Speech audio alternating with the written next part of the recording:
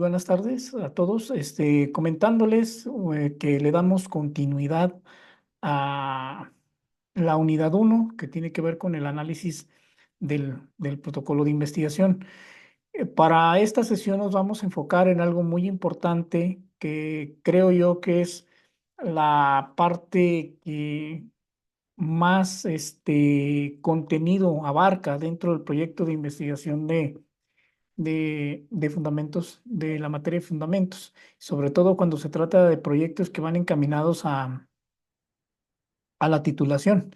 Entonces, en relación a las actividades que nosotros podemos desarrollar con con nuestro trabajo, eh, más o menos el contenido del marco teórico llevaría como entre 40 y 45 páginas aproximadamente.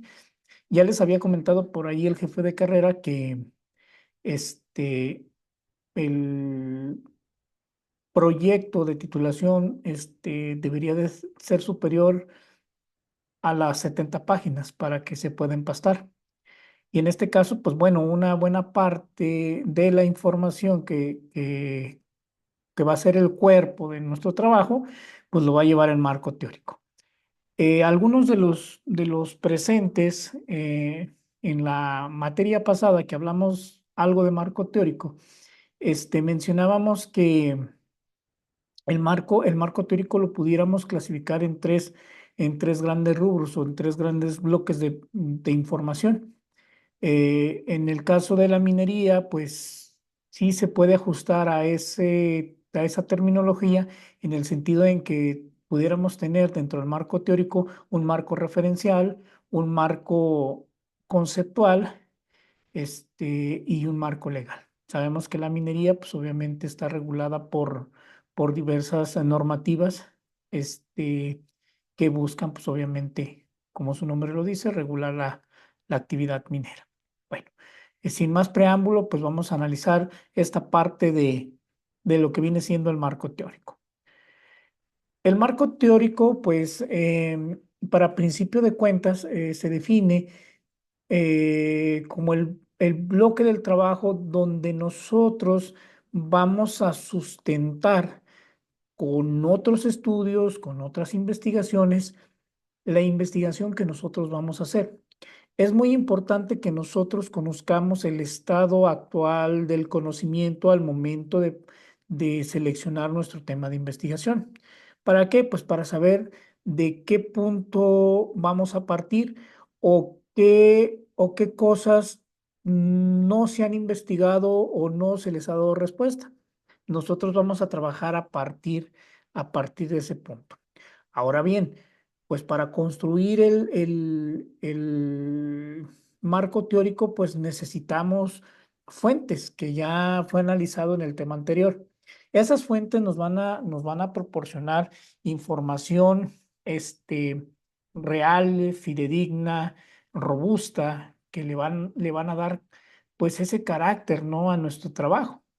Ahora bien, si bien es cierto, ya tenemos las fuentes de información, ya sabemos cuáles son las fuentes primarias, las fuentes terciarias, las fuentes secundarias. Nosotros vamos a hacer una selección, ¿verdad? De la información que nos es, bueno, que nos es importante a nosotros para nuestro trabajo, para nuestro quehacer.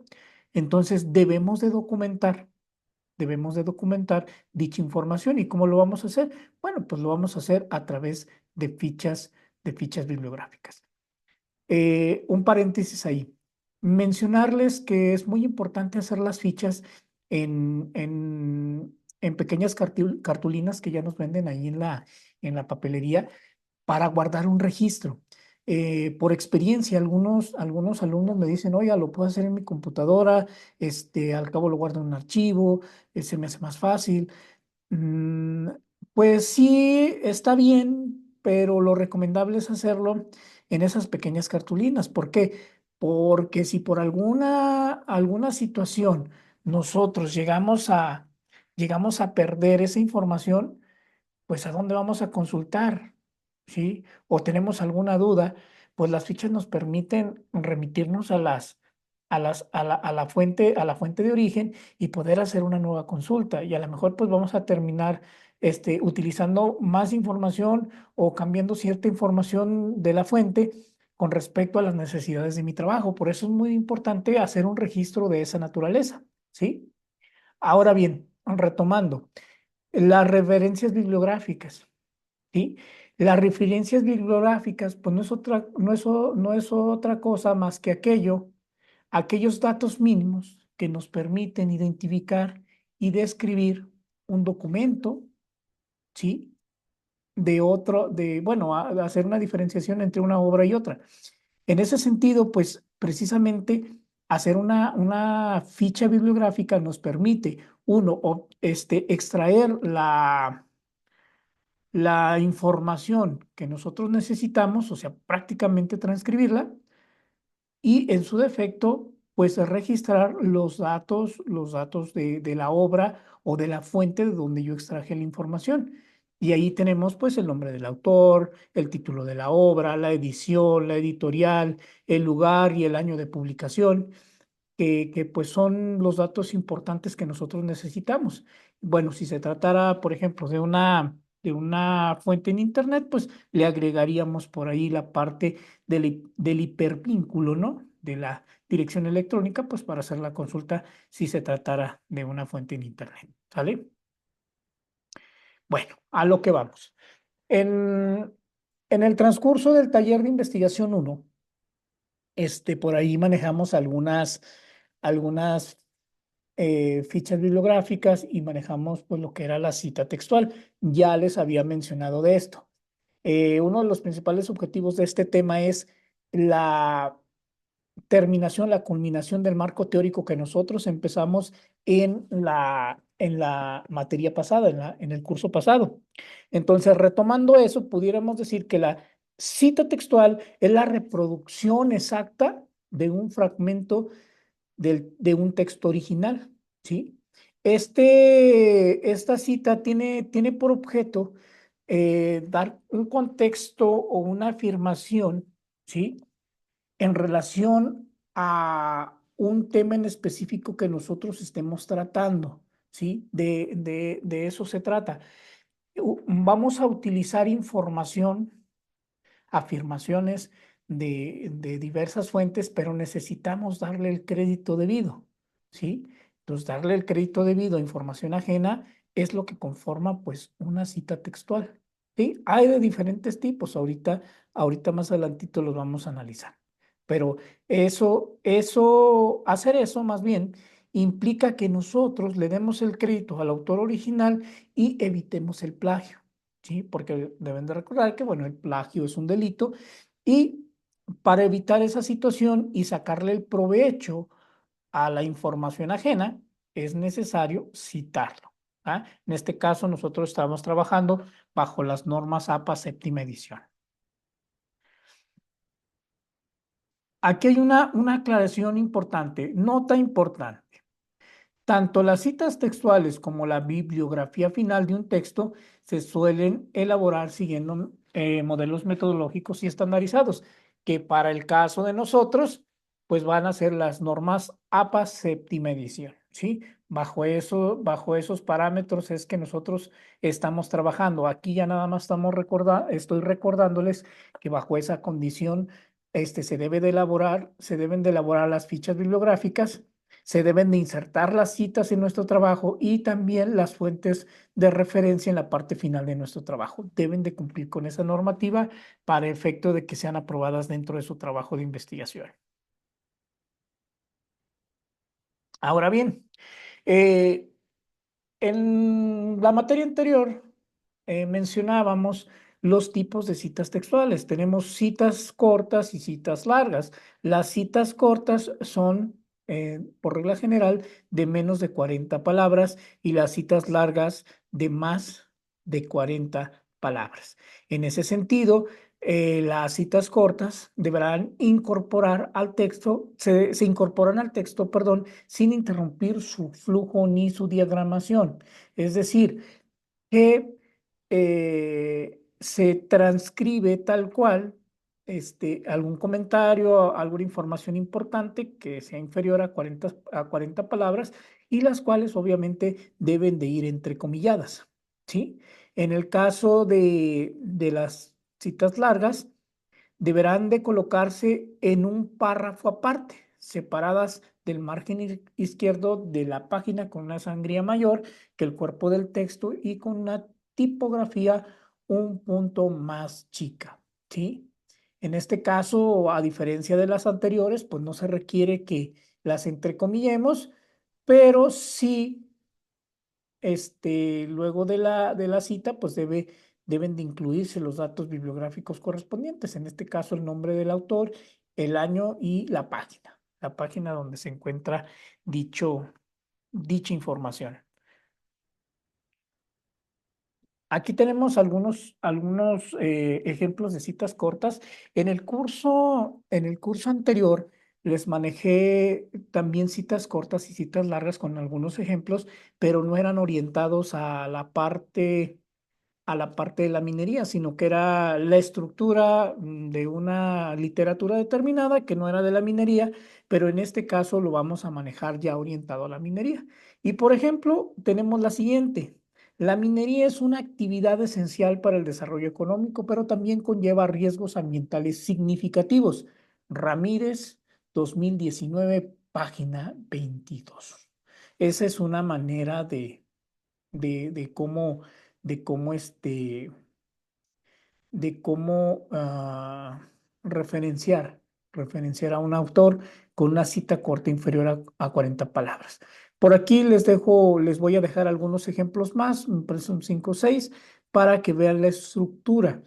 Si hubiera alguna cuestión de duda o pregunta, en la sesión de retroalimentación, vamos a estar tocando todos esos temas, porque creo que aquí van a surgir algunas dudas que son importantes y es necesario esclarecerlas para que nuestro trabajo vaya acabando de terminar forma, ¿sí?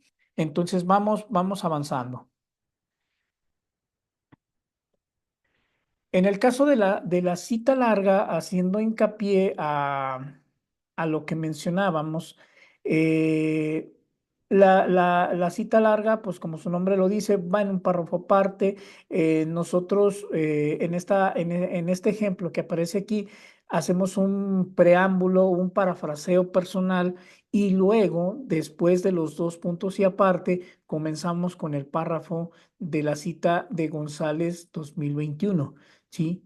Y al ser una cita de más de 40 palabras, la regla nos dice que tiene que ser así. Aquí yo como cometí un error porque me faltó disminuir un número al formato de letra para que concuerde con la regla que yo les acabo de mencionar. Pero bueno, en términos llanos, una cita larga se tiene que hacer de esta manera. De esta manera tiene que aparecer dentro de nuestro trabajo de titulación, ¿no? En este caso, pues en el proyecto de investigación que tienen para acreditar la materia de fundamentos de investigación.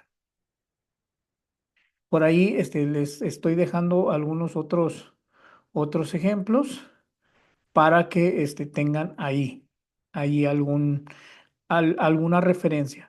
Por ahí pues nos vamos a topar con algunos signos especiales de los cuales estaremos ahorita platicándolos puntualmente.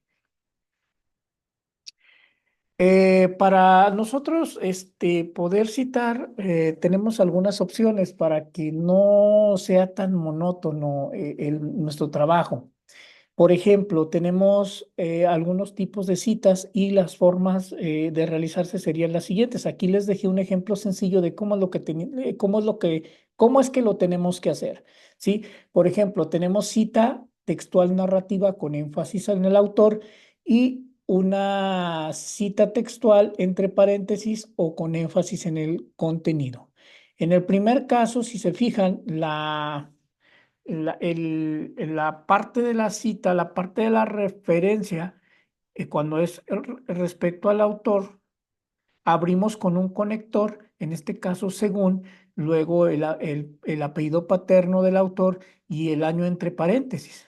Y abrimos comillas y agregamos la información que menciona el autor y cerramos comillas, abrimos paréntesis y señalamos el número de página donde se encuentra dicha información. Esa sería una forma. La segunda forma sería, este, abrir con la información sin entrecomillar y al final de la información, abrir paréntesis y agregar el nombre del autor, el año y la página. Esa sería una segunda opción de cómo pudiéramos hacer una cita.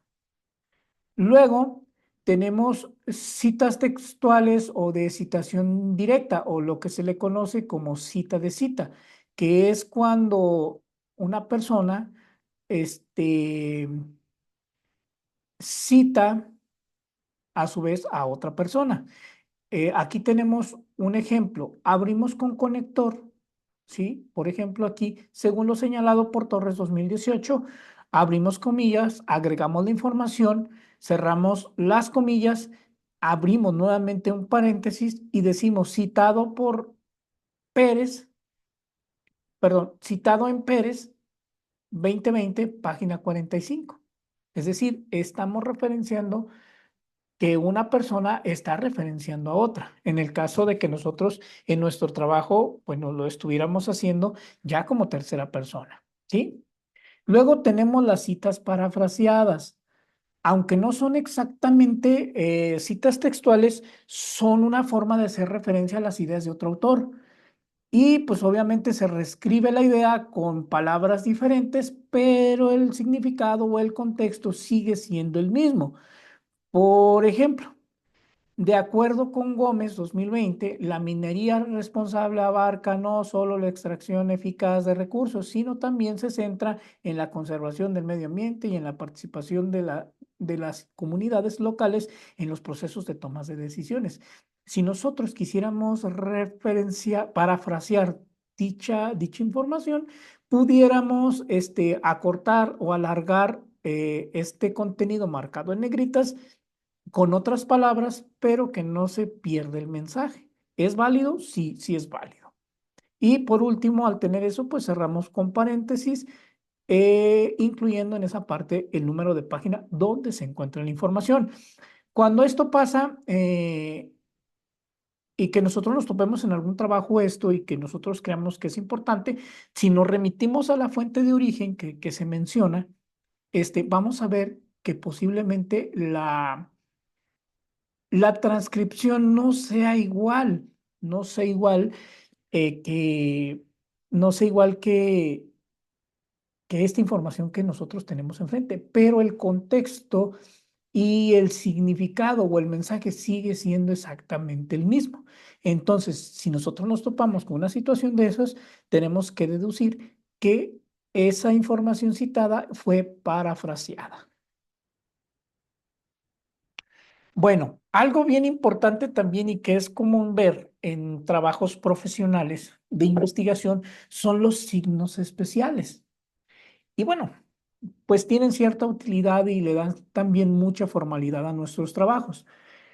El primero de ellos son los corchetes. Los corchetes, bueno, cuando estos aparecen en una cita corta o en una cita larga en un texto, significa que eso no forma parte de la cita, sino que pertenece al investigador. Cuando utilizamos esta herramienta en términos llanos es porque hacemos una aclaración. Por ejemplo, si yo estuviera diciendo, eh, en la minería del siglo XXI ha avanzado a pasos agigantados. Es por ello que se produce más, ¿sí?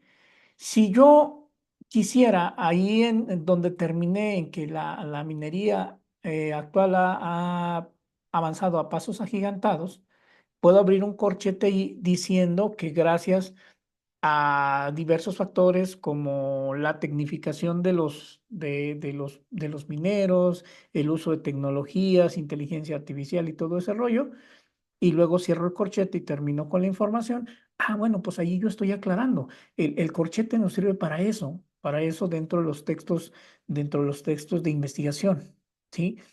Eh, de manera de que sea una información complementaria, que nosotros creamos que es importante y necesaria que el lector conozca, ¿sí? Luego tenemos el término IBID o IBIDEM. Bueno, cuando utilizamos este signo especial dentro del marco teórico, Mm, se suele utilizar cuando citamos inmediatamente al autor de la ficha que antecede. Es decir, yo hice una cita y al seguir escribiendo debajo de esa cita vuelvo a citar nuevamente al mismo autor. Entonces, en lugar de poner, no sé, Pérez 2020 en la primera cita y luego en la segunda vuelvo a dar información del mismo autor, en lugar de poner Pérez 2020, pues solamente agrego IBIDEM para señalar pues que la información que yo estoy dando después de la primera cita tiene que ver con el autor de la primera cita. Pero bueno, sí tengo que mencionarles que bueno, en relación a las reglas APA séptima edición, no es muy recomendable hacerlo. O sea, sí es válido, pero para efectos de las reglas, la recomendación es no hacerlo y volver a citar nuevamente al autor el primer apellido, el apellido paterno, el año y en su defecto la página. Si yo hago una cita narrativa con énfasis en el autor, pues voy a empezar abriendo con un conector, luego voy a mencionar el autor, luego entre paréntesis el año. Menciono la información, ya sea en comillas o entre comillas, y al final agrego entre paréntesis el número de página, ¿sí? Así es como tendría que hacerlo.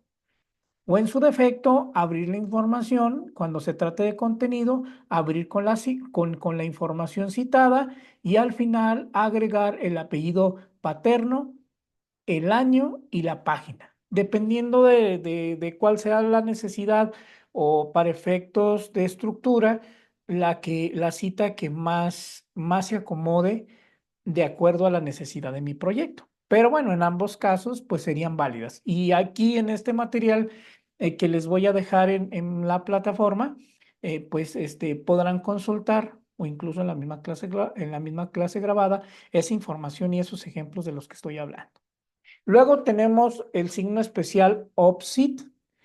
Esta locución significa obra citada, ¿sí? Y se emplea en casos en que existe un solo texto consultado de un autor que se cita varias veces, de modo que se evita volver a mencionar los datos bibliográficos y se varía solo en el número de páginas. Si yo, dentro de mi trabajo de investigación, de acuerdo a mi necesidad, yo tengo un texto o dos textos que son privilegiados y que van a ser parte fundamental de mi trabajo y que constantemente los voy a estar citando, lo voy a estar mencionando, también citarlo de manera excesiva, este, si decimos Pérez 2020 y Pérez 2020 y Pérez 2020 y Pérez 2020, de manera muy, muy seguida dentro de nuestro trabajo, tenemos esta opción de signo especial que es OPSIT, que es obra citada, y pues obviamente nos permite darle una mejor estructura y un mejor carácter visual a nuestro trabajo. Sí, obviamente siguiendo las reglas APA séptima edición. Luego tenemos otro signo especial. Las obras que nosotros vayamos a citar, los trabajos que formen parte del soporte eh, conceptual, metodológico, referencial de nuestro trabajo, sí, no siempre son escritos por una sola persona o por dos personas. Cuando nosotros vayamos a elaborar una cita textual y que tengamos que agregar los datos del autor, podremos encontrar, por ejemplo, que tenemos, cuando es de un solo autor, pues citamos el apellido paterno, el año y la página como es el que se está viendo aquí. Cuando son dos, es válido agregar los apellidos paternos de esos dos autores, como aparece exactamente en esta ficha que ahorita tenemos al alcance. Pero cuando se trate de un autor, ¿sí? Se va a agregar el apellido paterno del primer autor, seguido del signo et al, ¿sí? Que significa y otros. Es decir, que hay más de tres autores de esa obra. Entonces, para efecto de agregar 5, 4 o 7 apellidos, porque fueron 7 personas las que construyeron ese escrito esa fuente que yo estoy referenciando, aquí lo correcto es nada más utilizar el primer apellido del primer autor que aparezca en la obra citada, y luego agregar el término et al para mencionar que son más de tres autores los responsables de la información que yo estoy citando. Luego tenemos otro bien interesante que es uno de los que yo incluso utilizo más cuando hago algún tipo de investigación, y que son los puntos suspensivos entre paréntesis o entre corchetes. La aparición de este tipo de signos en medio de una cita corta o de una cita larga señalan al lector, ¿sí? Que una parte del texto original ha sido omitida, ¿sí? ¿Por qué? Porque a lo mejor no lo creemos tan importante en relación al contexto, ¿no? Por la necesidad que tenemos a la hora de construir nuestro documento, por necesidades de redacción, ¿sí? Pero eso le indica al lector que si quiere saber más o le interesa saber qué hay detrás de esos corchetes, o de ese paréntesis con puntos suspensivos, pues nos podemos remitir a la fuente original, pues para analizar esa parte y saber qué otra información de relevancia puede haber, porque incluso puede ser que para la persona el, que está construyendo que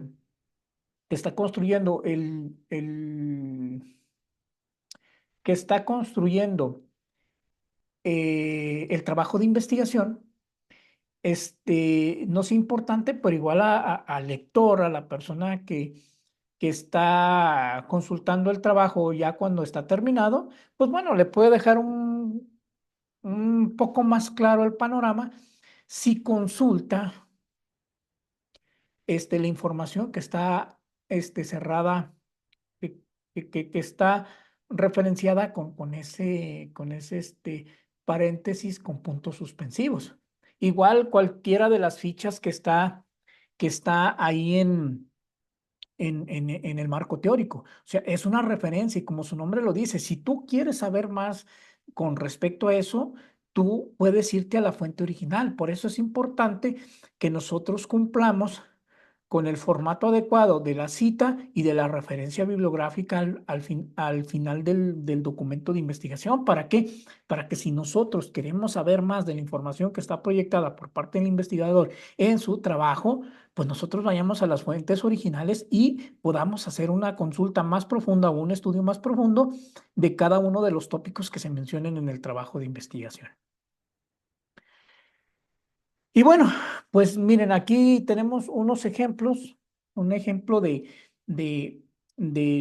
uso de los signos especiales. Como les decía, en la materia pasada yo les hice por ahí algunos ejemplos que propiamente iban encaminados a una forma general. Para esta ocasión y para efecto de consolidar el marco teórico de su trabajo de investigación, ahora puse algunas citas, pero ya orientadas al área del ejercicio profesional, en este caso de ustedes. Por eso, aquí en esta ficha menciona, la minería a gran escala puede llevar a la degradación ambiental y a la pérdida de la biodiversidad en áreas sensibles. Y ahí abrimos un corchetito y ponemos una información aclaratoria, que en este caso son los bosques tropicales, ¿sí? Hacemos una aclaración adicional como se dice en el documento, ¿sí? Luego tenemos por ahí el uso del tópico et al. Ahí me salté el IBIDEM por los motivos que ya les mencionaba. Las reglas APA nos mencionan que sí, sí lo pudiéramos utilizar, pero no es tan recomendable. Por lo cual, si tuviéramos que repetir al autor en la cita inmediata, pues hay que citarlo igual que en la primera, ¿sí? Que en la anterior, pues vaya.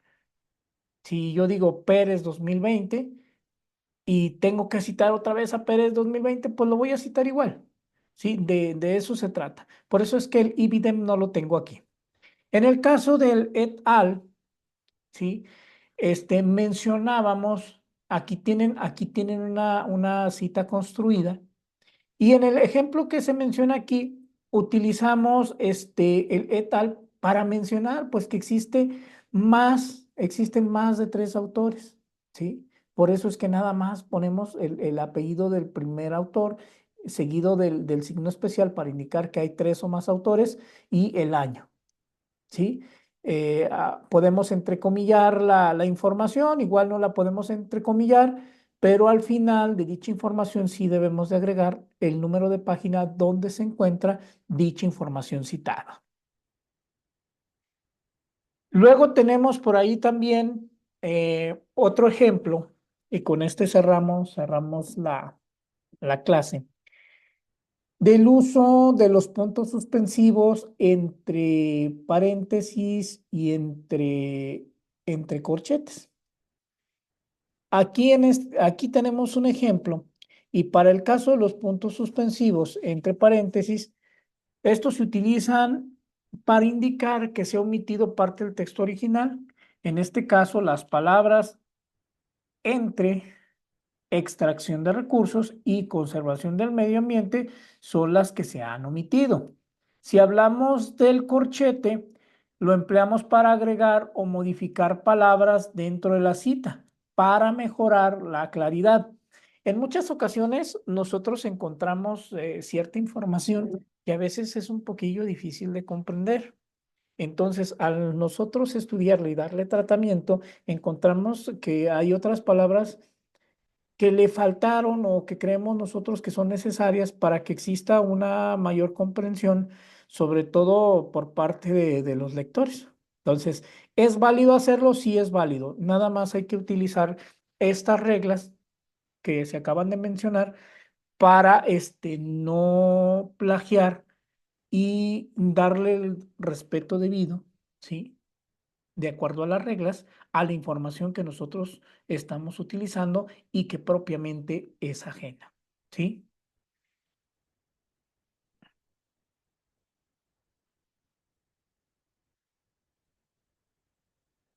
Bueno, aquí les dejé el ejemplo de la cita que les había comentado que no, por reglas de APA, lo ideal es citar al autor nuevamente y a lo mejor el tema de la página.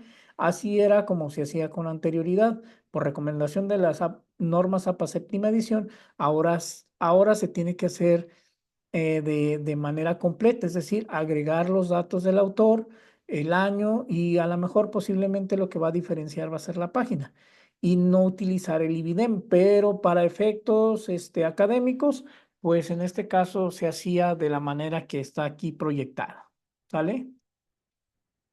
Y pues bueno, mencionarles, vamos a tener la sesión de retroalimentación en los próximos días y sí es muy importante que todo lo que tenga que ver con la estructura de marco teórico, si tienen dudas o preguntas, pues me las hagan saber. Es importante que las personas participen en las sesiones de retroalimentación porque entre más pregunten, pues más se van a esclarecer todas las dudas posibles y vamos a estar en condiciones pues de poder hacer un trabajo un poco más interesante y sobre todo más claro. De mi parte, pues en este caso ha sido todo. Cualquier cosa o cualquier duda, pues tienen mi número telefónico y cualquier cosa, pues voy a estar ahí al pendiente y a la hora. De antemano les agradezco y espero que sea de provecho esta información que se les acaba de proporcionar y pues obviamente que consulten los materiales que se les proporcionaron el semestre pasado, así como los materiales que se estarán proporcionando eh, a partir del inicio de esta materia. ¿Sale? Saludos. Muchas gracias.